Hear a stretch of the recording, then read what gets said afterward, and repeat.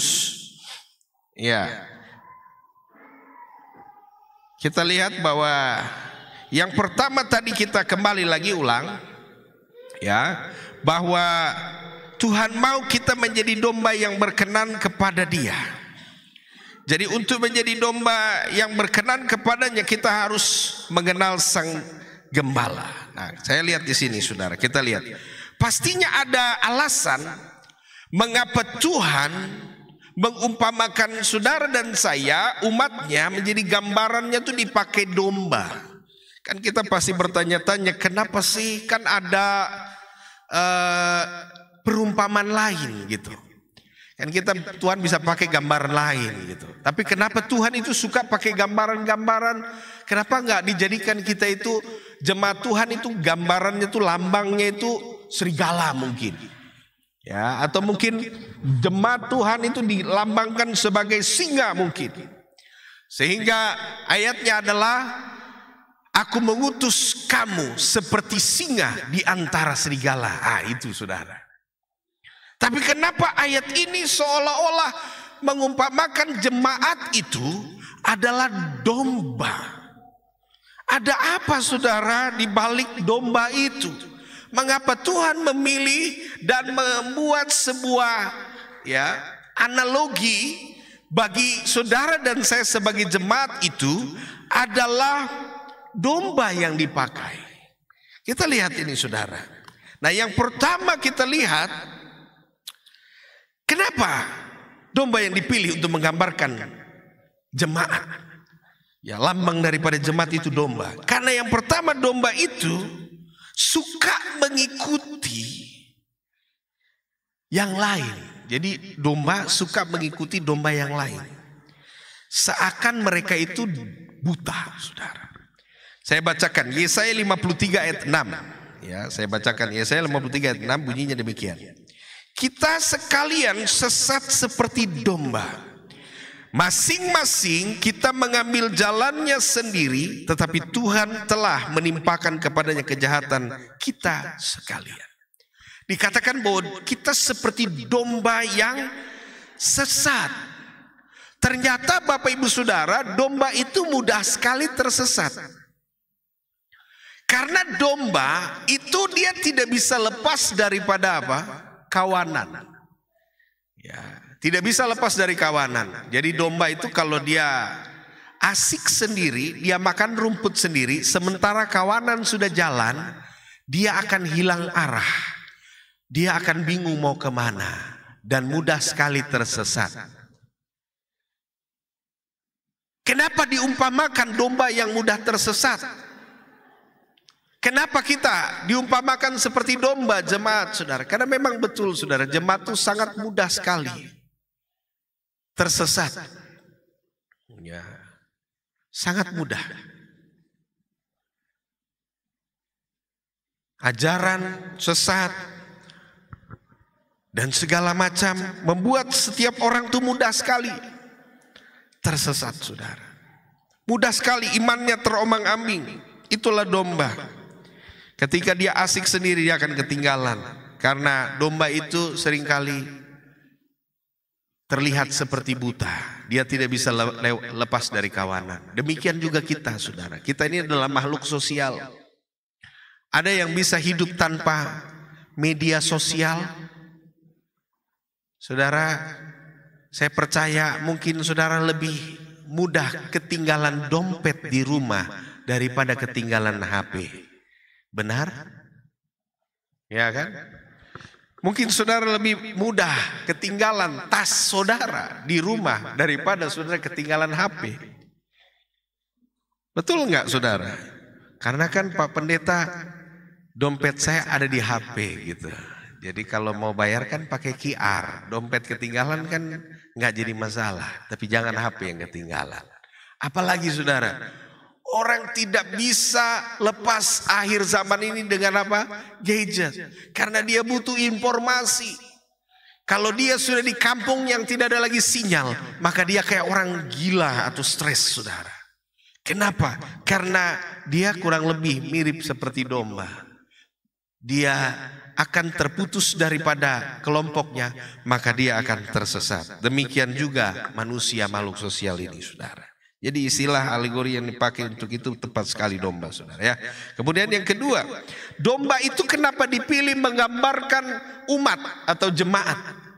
Karena yang kedua, domba itu adalah hewan yang punya emosional tinggi, namun bisa mengenali suara gembalanya.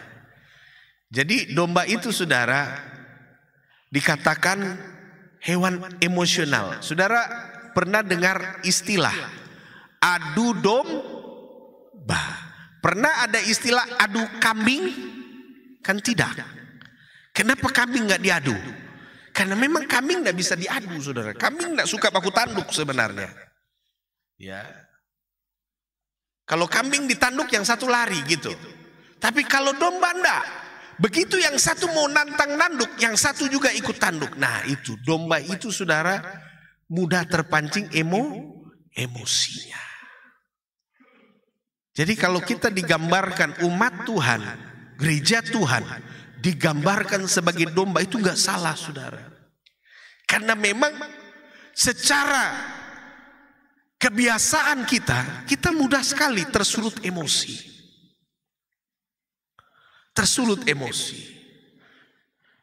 Suami lagi banyak pekerjaan di kantor, kemudian nadanya mulai tinggi-tinggi, ya kan? Ibu mulai balik bentak lagi. Kalau begitu kau masak sendiri besok, ya? Nah begitu. Kalau begitu kau cuci piring sendiri, cuci baju sendiri. Kau ini tinggal pulang marah-marah kita saja di rumah ini. Nah gitu, saudara. Padahal dia nggak tahu bahwa di sana dia mengalami depresi mental yang berat, dimarahi oleh bosnya, disalahi oleh temannya, dituduh oleh temannya, dijebak oleh temannya, dan dia butuh topangan. Tapi kan pada dasarnya kita ini seperti domba yang suka diadu. Jadi mudah sekali tersulut emosi kita. Jadi saudaraku yang terkasih, salah tidak kalau Tuhan pilih domba sebagai gambaran saudara dan saya sebagai umat? Enggak kan? Betul enggak? Ya.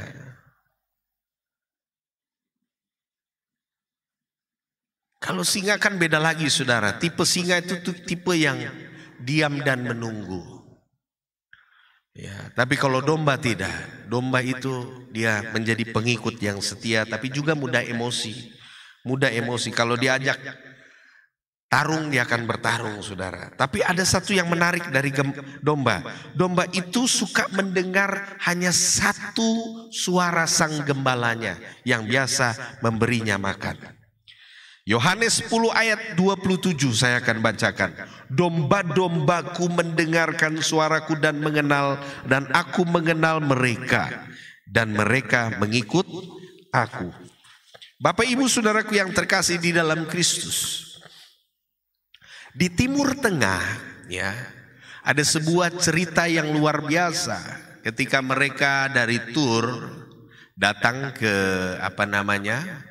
ke padang domba.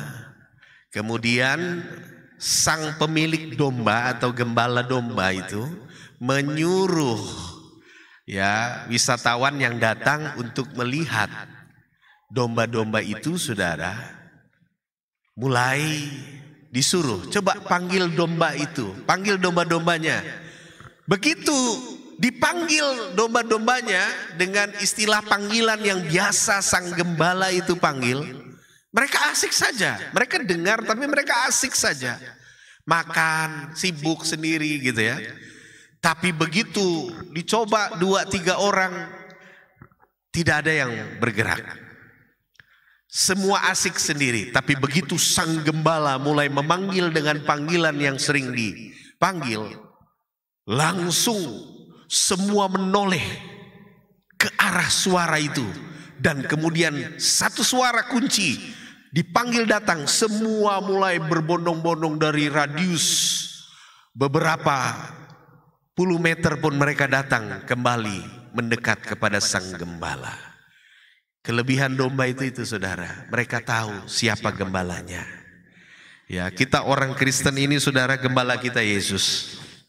Sehingga apa terjadi? Kita tidak bisa dikacaukan oleh apapun juga. Amin. Sekalipun malaikat mau menyerupai apapun, kita tidak mudah terkecohkan. Hanya suara Sang Gembala Yesus Kristus yang kita bisa dengar. Itu sebabnya kita diberi Roh Kudus, saudara. Karena dengan Roh Kudus kita bisa mengetahui ini datang dari Tuhan atau datang dari roh jahat, saudara. Dan mari kita lihat kembali, saudara. Ini ada sebuah peristiwa di daerah daratan Cina. Ketika dipasang CCTV, ada sesuatu terjadi, saudara. Mereka melihat bahwa domba itu membuat sebuah lingkaran seperti arah jarum jam. Dan itu dilakukan hanya di kala malam hari. Ya.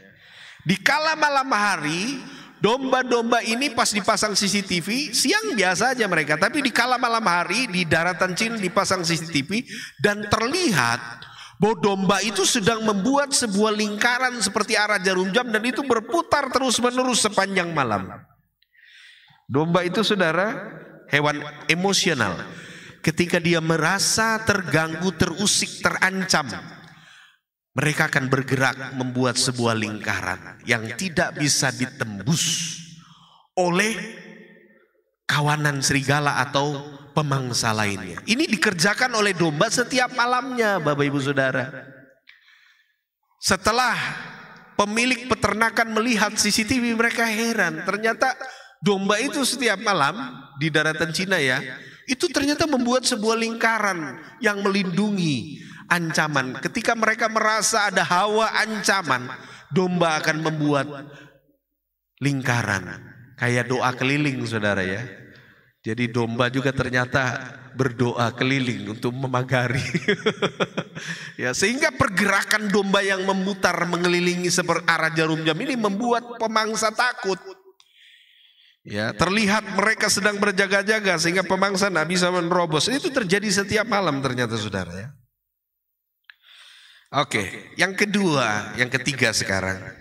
Mengapa domba dipakai sebagai gambaran representasi daripada jemaat atau umat? Seharusnya kan ada binatang lain.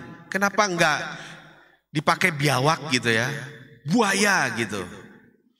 Sebagai lambang umat.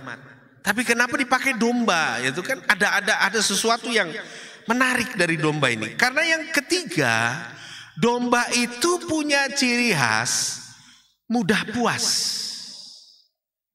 Ya, mudah puas.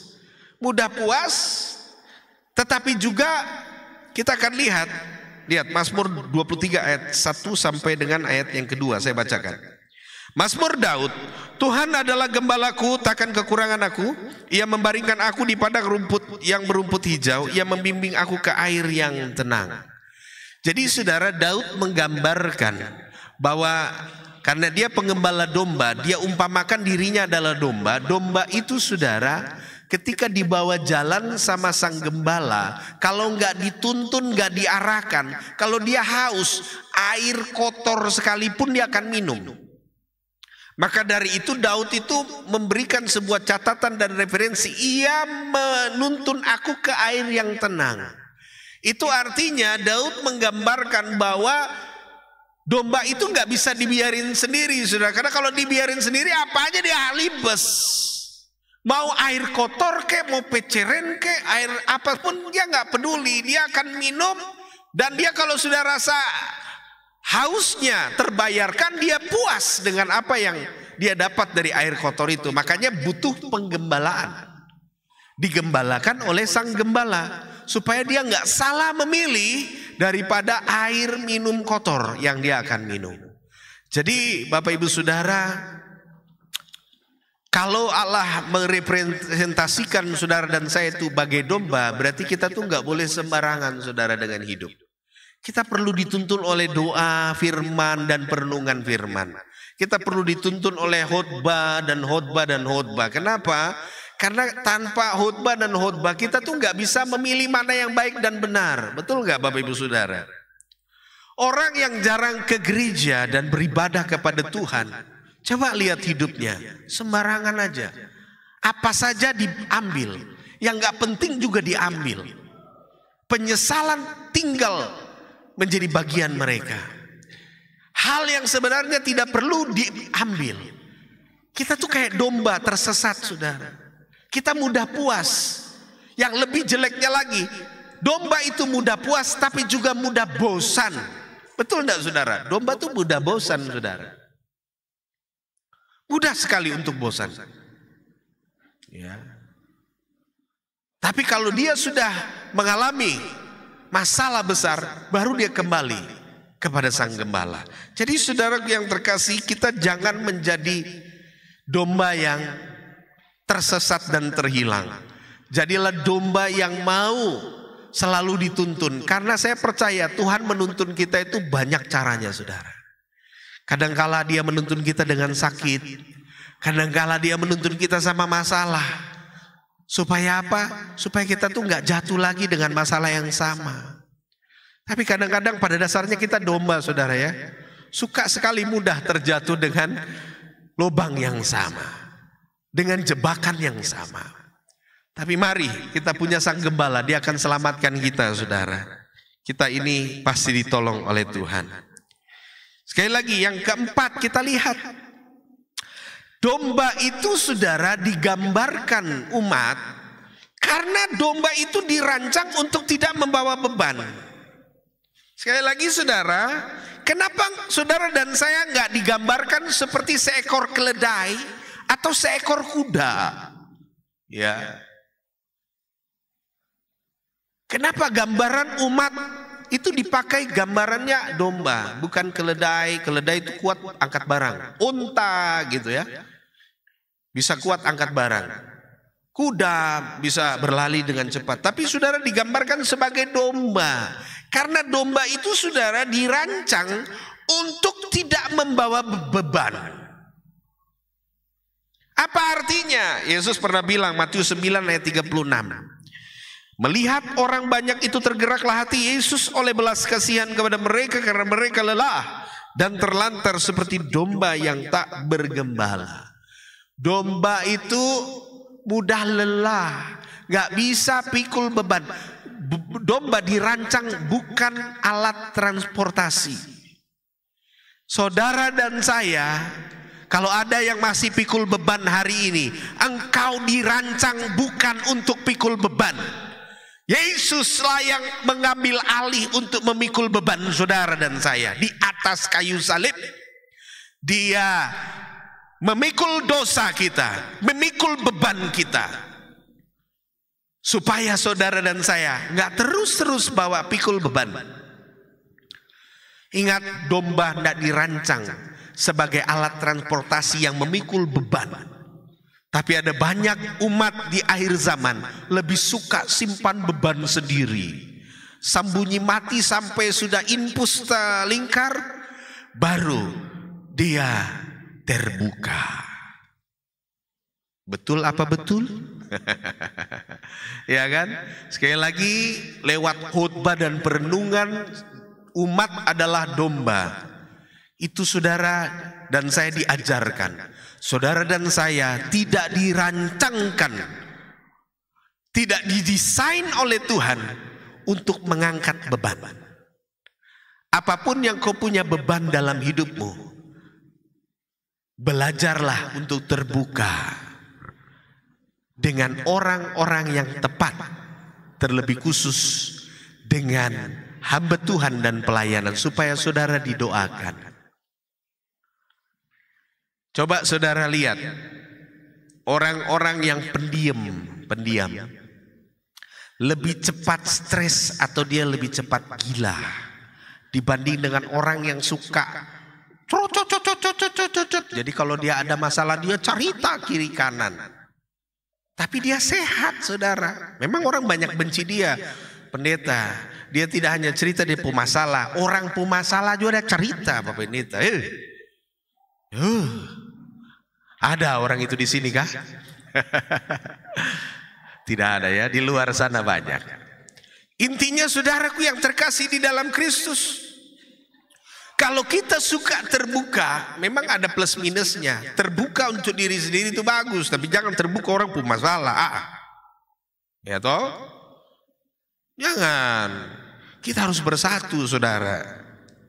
Jadi terbuka supaya dia tidak simpan beban, pikul beban. Orang yang pikul beban itu dia tidak lama. Domba itu mudah lelah. Kalau ditaruh beban berat di atasnya, mati itu domba, saudara ya.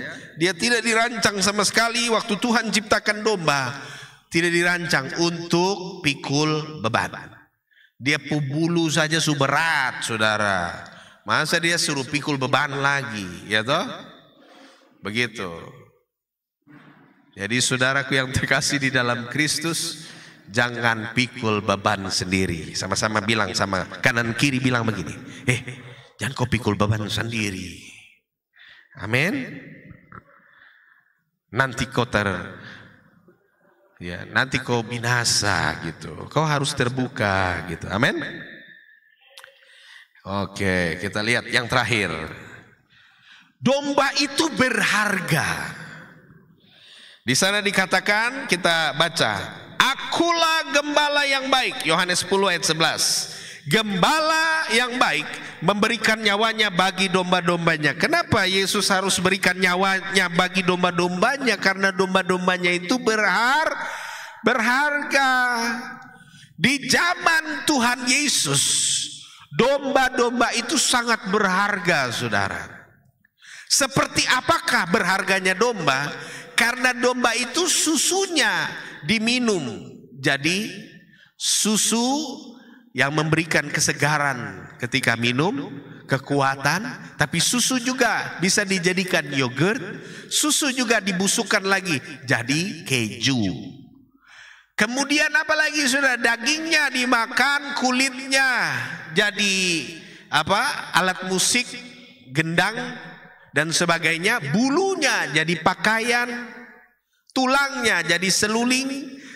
Usus domba sampai hari ini, saudara tahu harfa ya, alat musik harfa itu semuanya dibuat dari usus domba. Tidak pernah pakai usus lain, saudara. Dari zaman Daud, senar kecapi gitar itu semuanya pakai senar domba. Kalau saudara beli senar paling mahal, termahal yang ada di bumi ini, pastilah senar itu terbuat dari usus domba yang dikeringkan dan dijemur. Senar gitar kecapi itu semuanya rata-rata yang terbaik harfa pakai, itu semuanya dari usus domba. Jadi domba itu sangat berharga. Mulai dari hidupnya sampai matinya domba juga berharga. Ya, kalau yang lain kan tidak. Binatang lain itu hidupnya mungkin ada harganya sedikit, mati paling dibuang, sudah nggak ada artinya. Tapi kalau domba tuh hidupnya berharga, matinya berharga. Bukankah firman Tuhan berkata, engkau berharga hidup, tapi juga kalau mati berharga. Saudara dan saya sangat berharga seperti domba, sehingga Yesus relakan nyawanya untuk menyelamatkan saudara dan saya. Tapi ada yang lebih berharga lagi terbaru. Saudara lihat gambar di atas ini. Lihat baik-baik. Darah domba dapat menangkal bisa ular. Ini yang terbaru, saudara. Temuan terbaru, saudara searching, ketik aja di Google. Searching terbaru, bahwa darah domba itu bisa menjadi penawar atau penangkal bisa ular yang paling berbisa dan mematikan di padang gurun Australia. Jadi di Australia tidak lagi dulunya pakai darah kuda, tetapi begitu dipakai suntik darah kuda sebagai anti bisa, ada efek samping dari darah kuda. Tapi ketika dipakai untuk darah domba sebagai anti racun, ternyata benar-benar, saudara, efektif darah domba itu. Darah domba itu bisa menangkal bisa ular. Makanya tidak pernah ada domba yang bisa dipatok sama ular. Apa sih hubungannya? Kalau kita lihat daripada perenungan pagi ini, kalau saudara benar-benar domba yang setia dengan Tuhan, menjadi umat yang selalu setia, Tuhan kan bilang, minum racun maut sekalipun kamu tidak akan mati. Hanya domba yang tidak mati kena bisa ular, saudara. Kalau saudara benar-benar domba yang benar-benar menguduskan diri saudara, menjadi umat yang benar-benar berkenan di hadapan Tuhan. Karena kalau domba dipatok ular, tidak bisa mati, sudah tidak bisa. Itu sudah dibuktikan dari temuan di Australia, bahwa ular berbisa sebisa apapun gigit domba. Domba ini biasa aja. Haleluya. Kalau iman saudara sudah bertumbuh menjadi domba yang kuat, yang berkenan kepada Tuhan, seharusnya bisa ular yang gigit saudara tidak lagi menyakitkan. Amin. Bilang sama-sama dengan saya, masalah saya kecil. Amin. Apapun masalahmu tidak akan mempengaruhi hidupmu. Tidak ada yang bisa membahayakan kamu. Tuhan pakai representasi domba untuk menggambarkan umat. Karena domba itu kebal dengan bisa ular. Boleh 100 ular gigit domba sekalian, dia tidak mati, saudara. Amin. Ada istilah 1000 tangan tarik kita turun, 1 tangan Yesus angkat kita naik. Siapa yang bisa lawan? Amin. Bapak ibu saudaraku yang terkasih, mari kita tidak boleh takut. Iblis bukan untuk ditakuti. Iblis kata firman Tuhan untuk diinjak-injak. Betul nggak? 1 Korintus pasal 15. Iblis Tuhan taruh di telapak kaki kita. Jadi iblis bukan untuk ditakuti, apalagi disembah. Iblis untuk diinjak. Karena firman Tuhan berkata, kepadamu diberi kuasa untuk menginjak ular dan kalajengking, dan menahan kekuatan musuh sehingga tidak ada yang dapat membinasakan kamu. Jadi domba tidak bisa terkena bisa ular. Jadi saudara, kalau kita benar-benar domba yang setia sama Tuhan, iblis boleh gigit, musuh boleh gigit, tantangan boleh gigit dengan bisa-bisanya, racun-racunnya, engkau tidak akan mati Bapak Ibu Saudara, sebab darah Yesus ada di dalam darahmu. Amin. Itu sebabnya juga representasi domba ini dipakai juga kepada, disematkan kepada Yesus. Yesus adalah anak domba Allah. Betul Bapak Ibu Saudara? Yesus anak domba Allah. Karena hanya anak domba Allah dan darah anak domba Allah yang disembelih di Bukit Golgota, itu yang menetralisir segala bisa ular. Tuhan menggunakan gambaran domba sebagai jemaat, tapi juga Yesus adalah anak domba Allah, karena ternyata memang domba itu memiliki anti bisa racun ular. Iblis gambarnya ular, lambangnya ular. Yesus domba Allah, darahnya tertumpah untuk menebus dosa dan saya, sehingga darah Yesus yang adalah gambaran dari domba itu mematikan segala bisa ular. Jadi saudara, iblis itu kalau bisanya sudah tidak lagi beracun, berarti iblis sudah tidak punya kuasa. Amin. Iblis itu cuman gayanya serem. Ya, saya tuh heran saudara, kalau nonton di 21 Manokwari gitu ya, filmnya macam-macam, segalanya ada ya. Mau box office gitu ya, film perang gitu, ada juga horornya gitu. Tapi kalau sudah lihat jadwal 21XX1-nya Kota Sorong, semuanya horor ya. Betul nggak saudara? Teater 1 horor, teater 2 horor, teater 3 horor, teater 4 horor. Heran juga saya, kayaknya orang Sorong ini suka yang setan-setan kayaknya. Iya tuh, betul ke tidak? Iya, saya lihat kalau ke Jakarta tuh, ke Jakarta lihat 21 itu tidak ada, dia punya daftar-daftar tuh banyak, semua film perangka, film-film apa namanya,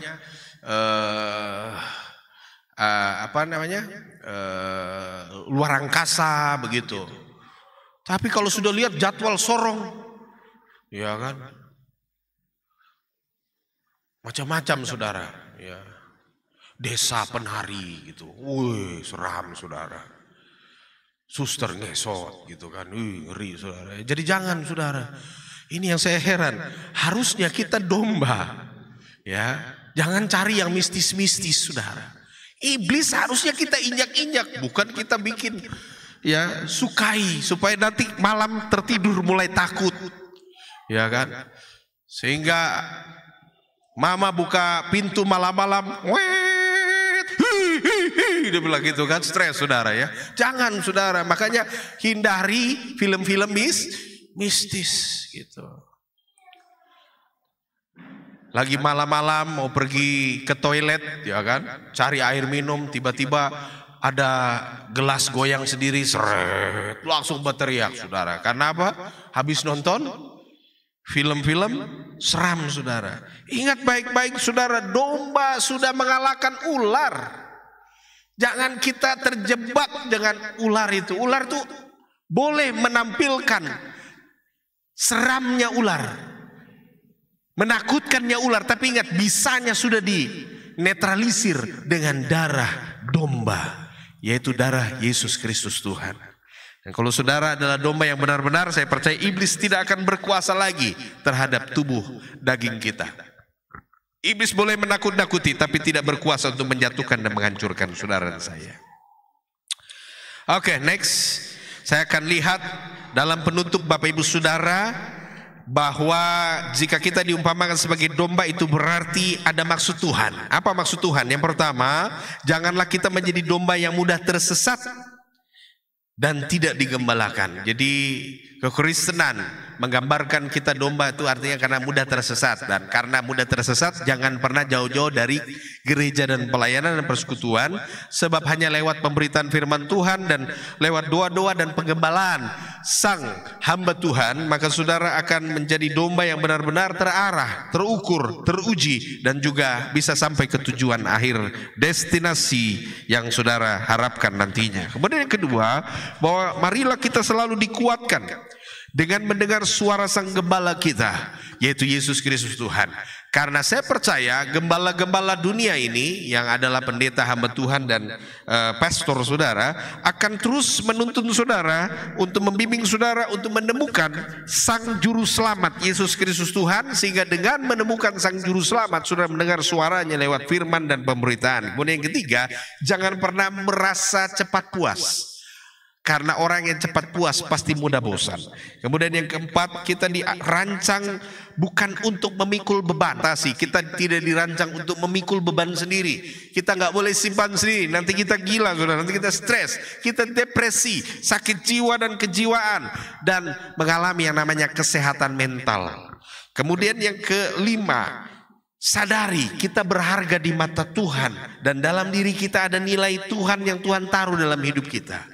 Nilai itu tadi saudara, dari hidupnya si domba sangat berharga, bahkan matinya domba juga berharga. Dan temuan terbaru, darah domba mengalahkan, menetralisir, dan menjadi serum anti bisa ular. Saudara dan saya, kita bisa mengalahkan dunia bersama Yesus. Saya percaya roh yang ada di dalam kita lebih besar daripada roh yang ada di dalam dunia ini. Marilah